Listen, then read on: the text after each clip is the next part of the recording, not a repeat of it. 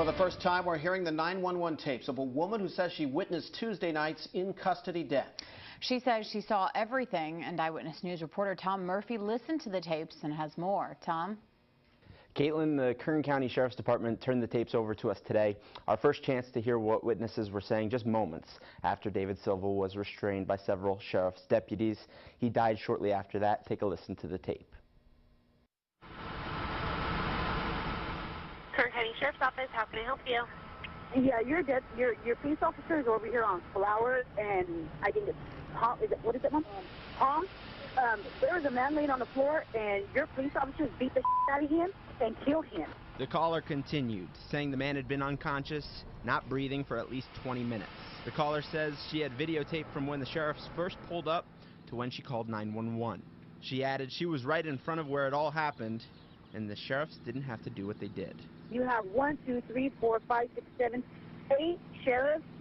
The guy was laying on the floor, and 8 sheriffs ran up and started beating him up with sticks. The man is dead, laying right here, right now. And I got everything on videotape. The man was not doing nothing. These cops had no reason to do this to this man. And he asked for help. He was yelling for help. He was begging for help. No one came because the people that were supposed to help him were the ones killing him. Animals. That's what they portrayed to be to me, because that's what they acted like. That's how Jason Land describes the deputies he saw Tuesday night. They jumped out, reached for their bats, poles, whatever you want to call it, beat that man till they killed him, right in front of my face. While sheriff's officials investigate a suspect's death in their custody, more questions are raised about what happened after that incident. A witness we interviewed asks why he was arrested a few hours later, and a family asks why their cell phones were seized. Reporter Carol Ferguson has the latest.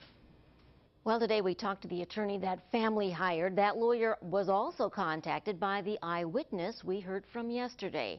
This all happened across from Kern Medical Center at about midnight on Tuesday. Officers say the suspect was reportedly intoxicated and he fought with the officers. They used batons to restrain him and he died later. 2 family members got cell phone video, and detectives arrived at their home a few hours later demanding the phones. Attorney John Teo says protocols must be followed. He questions why it took so long to get a search warrant and keeping the family in their home for hours till the search warrant arrived. Melissa Cuellar says her family wants the video to be available, and that's what they told officers. We told them we weren't going to give them our phone.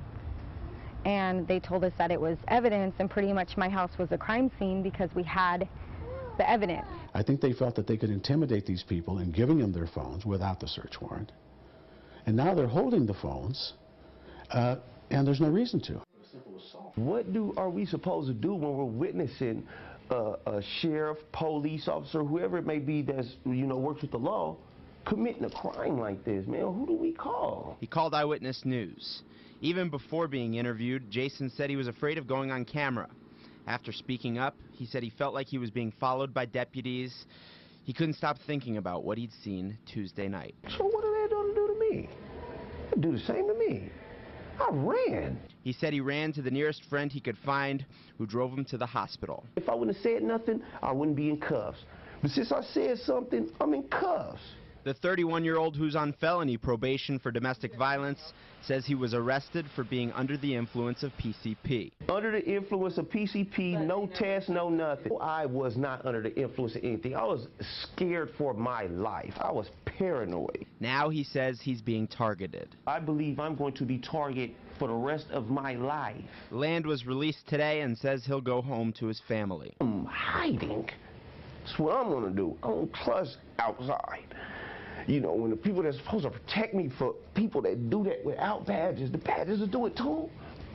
Good. Can't do it.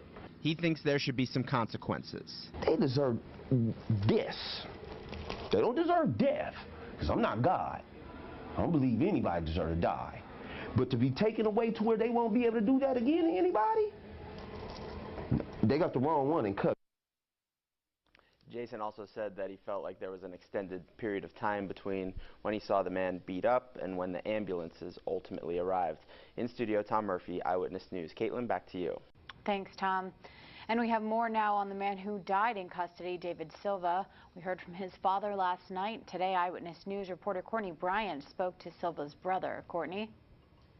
That's right. David Silva's brother, Christopher Silva, is in mourning, but that has not stopped him from speaking out.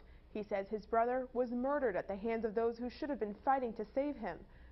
David Silva is survived by 4 children, ranging from ages 2 to 10.